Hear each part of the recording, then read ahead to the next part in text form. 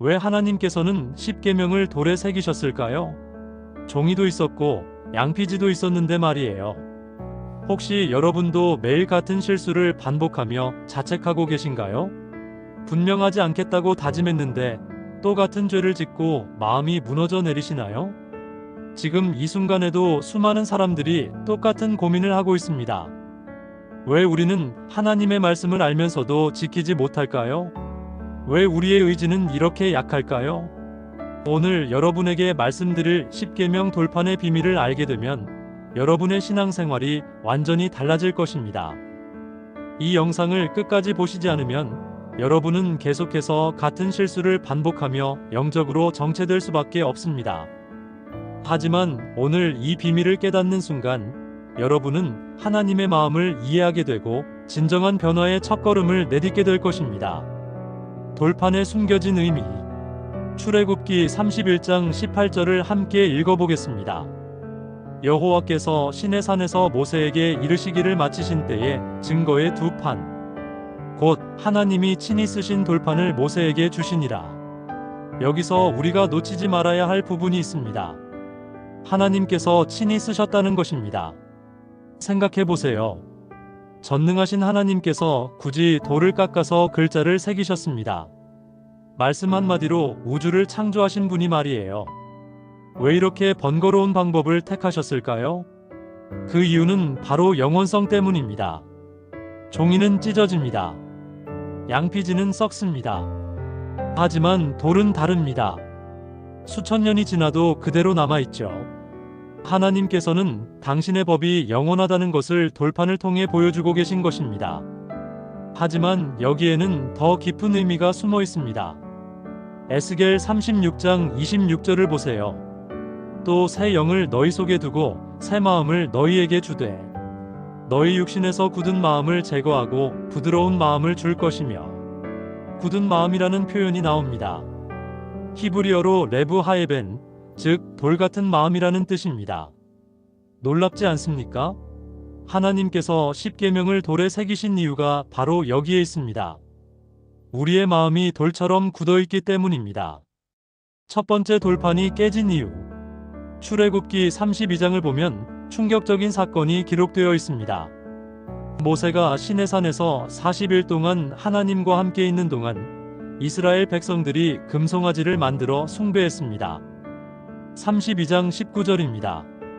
진에 가까이 이르러 송아지와 춤추는 것을 보고 모세의 노가 크게 발하여 손에서 그 판들을 산 아래로 던져 깨뜨리니라.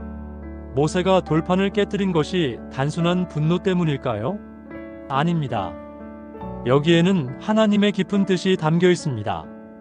이스라엘 백성들이 이미 십계명 중 첫 번째와 두 번째 계명을 어겼기 때문입니다. 나 외에는 다른 신들을 내게 두지 말라와 우상을 만들지 말라는 계명을요. 깨진 돌판은 깨진 언약을 상징합니다. 인간의 불순종으로 인해 하나님과의 관계가 파괴된 것을 보여주는 것이죠. 하지만 이 이야기는 여기서 끝나지 않습니다. 두 번째 돌판의 은혜. 출애굽기 34장 1절을 보겠습니다. 여호와께서 모세에게 이르시되 너는 돌판 둘을 처음 것과 같이 다듬어 만들라. 내가 깨뜨린 처음 판에 있던 말을 내가 그 판들에 쓰리라. 놀라운 은혜입니다. 인간이 언약을 깨뜨렸는데도 하나님께서 다시 기회를 주신 것입니다. 하지만 여기서 중요한 차이점이 있습니다. 첫 번째 돌판은 하나님께서 직접 만드셨지만 두 번째 돌판은 모세가 만들어야 했습니다. 이것이 무슨 의미일까요? 하나님의 은혜는 값없이 주어지지만 우리도 우리의 몫을 해야 한다는 것입니다. 구원은 전적으로 하나님의 은혜이지만 순종은 우리의 몫이라는 뜻이죠. 잠깐 이 귀한 말씀을 혼자만 듣고 계시나요? 지금 바로 가족과 친구들에게 이 영상을 공유해서 함께 은혜 받으시기 바랍니다. 그리고 구독 버튼과 좋아요 버튼도 눌러주세요. 여러분의 작은 행동이 더 많은 사람들에게 하나님의 말씀을 전하는 통로가 됩니다. 언약궤 안에 보관된 의미. 히브리서 9장 4절을 보겠습니다.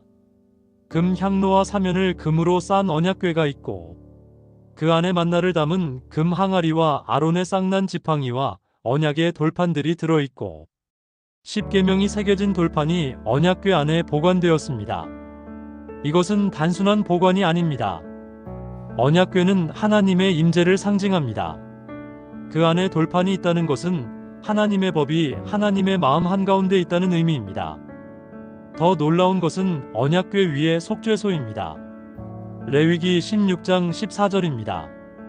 그는 또 수송아지의 피를 취하여 손가락으로 속죄소 동쪽에 뿌리고 또 손가락으로 그 피를 속죄소 앞에 7번 뿌릴 것이며 십계명 돌판 위에 속죄소가 있고 그 위에 피가 뿌려집니다. 이것이 무슨 의미일까요? 우리가 십계명을 지키지 못했을 때 그 위에 예수님의 피가 뿌려져서 우리의 죄를 덮어주신다는 것입니다. 마음의 돌판에 새겨진 새 언약. 예레미야 31장 33절입니다. 그러나 그날 후에 내가 이스라엘 집과 맺을 언약은 이러하니 내가 나의 법을 그들의 속에 두며 그들의 마음에 기록하여 나는 그들의 하나님이 되고 그들은 내 백성이 될 것이라 여호와의 말씀이니라. 구약시대에는 돌판에 새겨진 십계명이었지만 신약시대에는 우리 마음에 새겨집니다. 고린도후서 3장 3절을 보세요. 너희는 우리가 전한 그리스도의 편지니 이는 먹으로 쓴 것이 아니요 오직 살아계신 하나님의 영으로 쓴 것이며 또 돌판에 쓴 것이 아니요 오직 육의 마음판에 쓴 것이라. 이제 우리는 외부의 강요가 아니라 내부의 사랑으로 하나님의 법을 지키게 됩니다. 돌은 차갑습니다. 하지만 우리의 마음은 따뜻합니다. 성령께서 우리 마음에 하나님의 사랑을 부어주시기 때문입니다. 십계명의 현대적 적용. 그렇다면 오늘날 우리에게 십계명은 어떤 의미일까요? 첫째, 나 외에는 다른 신들을 두지 말라. 현대인들의 우상은 무엇일까요? 돈, 명예, 성공, 외모일 수 있습니다. 하나님보다 더 사랑하고 의지하는 모든 것이 우상입니다. 둘째, 우상을 만들지 말라. 하나님을 우리 생각대로 규정하려 하지 말라는 뜻입니다. 하나님은 우리가 만들어낸 개념이 아니라 스스로 계신 분입니다. 셋째, 하나님의 이름을 망령되이 부르지 말라. 하나님의 이름을 가볍게 사용하지 말라는 것입니다. 예배나 기도가 형식적이 되어서는 안 됩니다. 넷째, 안식일을 거룩히 지키라. 하나님과의 관계를 위한 시간을 확보하라는 의미입니다. 다섯째, 부모를 공경하라. 이것은 약속이 있는 첫 계명입니다. 장수와 복의 약속이죠. 여섯째, 살인하지 말라. 마태복음 5장 22절에서 예수님은 형제에게 노하는 것도 살인과 같다고 하셨습니다. 일곱째, 간음하지 말라. 마태복음 5장 28절에서 음욕을 품고 여자를 보는 것도 간음이라고 하셨습니다. 여덟째, 도둑질하지 말라. 다른 사람의 것을 탐하거나 시간을 허비하는 것도 도둑질입니다. 아홉째, 거짓 증언하지 말라. 진실을 말하고 신실하게 살라는 뜻입니다. 열째, 탐내지 말라. 만족할 줄 아는 마음을 가지라는 것입니다. 예수님과 십계명. 마태복음 5장 17절을 보겠습니다. 내가 율법이나 선지자를 폐하러 온 줄로 생각하지 말라. 폐하러 온 것이 아니요 완전하게 하려 함이라. 예수님은 십계명을 없애러 오신 것이 아니라 완성하러 오셨습니다. 마태복음 22장 37절부터 39절까지 보겠습니다. 예수께서 이르시되 내 마음을 다하고 목숨을 다하고 뜻을 다하여 주 너의 하나님을 사랑하라 하셨으니 이것이 크고 첫째 되는 계명이요 둘째도 그와 같으니 내 이웃을 내 자신같이 사랑하라 하셨으니 십계명의 첫 4개는 하나님 사랑에 관한 것이고 나머지 6개는 이웃 사랑에 관한 것입니다. 사랑이 십계명의 완성입니다. 십계명을 지키는 실제적인 방법. 그렇다면 우리는 어떻게 십계명을 지킬 수 있을까요? 첫째, 날마다 하나님과의 관계를 점검하세요. 아침에 일어나자마자 하나님, 오늘도 주님만 바라보며 살겠습니다라고 고백하세요. 둘째, 성경 읽기와 기도를 생활화하세요. 하나님의 음성을 듣지 못하면 십계명은 무거운 짐이 됩니다. 하지만 하나님의 사랑을 경험하면 기쁨이 됩니다. 셋째, 성령 충만한 삶을 살아가세요. 갈라디아서 5장 16절입니다. 내가 이르노니 너희는 성령을 따라 행하라, 그리하면 육체의 욕심을 이루지 아니하리라. 넷째, 믿음의 공동체와 함께 하세요. 혼자서는 한계가 있습니다. 서로 격려하고 책망하며 성장해야 합니다. 다섯째, 매일 회개하는 삶을 살아가세요. 완벽한 사람은 없습니다. 넘어져도 다시 일어서는 것이 중요합니다. 십계명이 주는 자유. 많은 사람들이 십계명을 속박으로 생각합니다. 하지만 성경은 정반대로 말합니다. 야고보서 1장 25절입니다. 자유롭게 하는 온전한 율법을 들여다보고 있는 자는 듣고 잊어버리는 자가 아니요 실천하는 자니 이 사람은 그 행하는 일에 복을 받으리라. 십계명은 자유롭게 하는 온전한 율법입니다. 예를 들어보겠습니다. 도로의 교통신호는 우리를 제한하는 것일까요?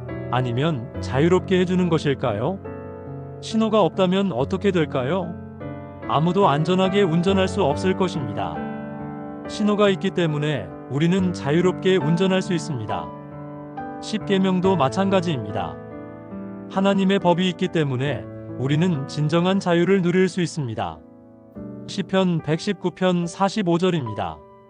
내가 주의 법도를 구하였사오니 자유롭게 행보하겠사옵니다. 십계명과 복. 십계명을 지키면 어떤 복을 받을까요? 신명기 5장 29절을 보겠습니다. 그들이 항상 이 같은 마음을 품어 나를 경외하며 내 모든 명령을 지켜서 그들과 그들의 후손이 영원히 복받기를 원하노라. 첫째, 개인의 복입니다. 마음의 평안, 건강, 지혜를 주십니다. 둘째, 가정의 복입니다. 화목하고 사랑이 넘치는 가정을 만들어 주십니다. 셋째, 후손의 복입니다.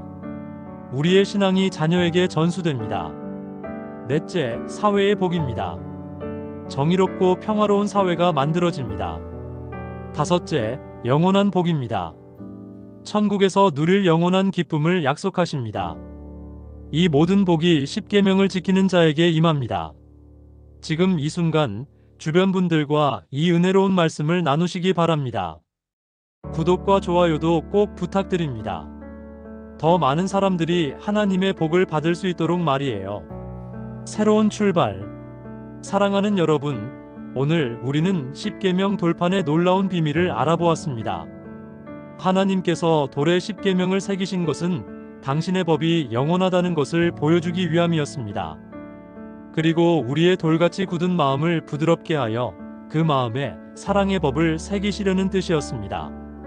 모세가 첫 번째 돌판을 깨뜨린 것은 인간의 불순종으로 인한 관계의 파괴를 보여줍니다.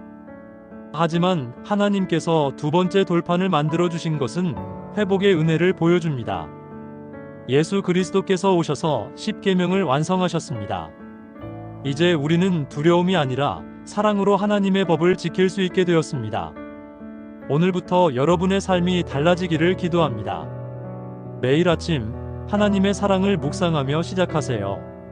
십계명을 무거운 짐이 아니라 자유의 법으로 받아들이세요. 성령님께 도움을 구하며 순종의 삶을 살아가세요. 그러면 여러분은 하나님이 주시는 참된 복을 경험하게 될 것입니다.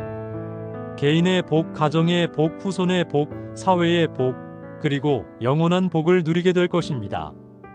십계명의 돌판은 깨질 수 있습니다. 하지만 우리 마음에 새겨진 사랑의 법은 영원합니다. 오늘 이 말씀을 들으신 여러분 모두에게 하나님의 크신 은혜와 평강이 함께 하시기를 축복합니다. 다음 영상에서는 만나와 메추라기, 광야의 은혜에 대해 알아보겠습니다. 하나님께서 광야에서 이스라엘 백성들에게 어떤 특별한 은혜를 베푸셨는지, 그리고 그것이 오늘날 우리에게 어떤 의미인지 함께 나누겠습니다. 많은 기대 부탁드립니다.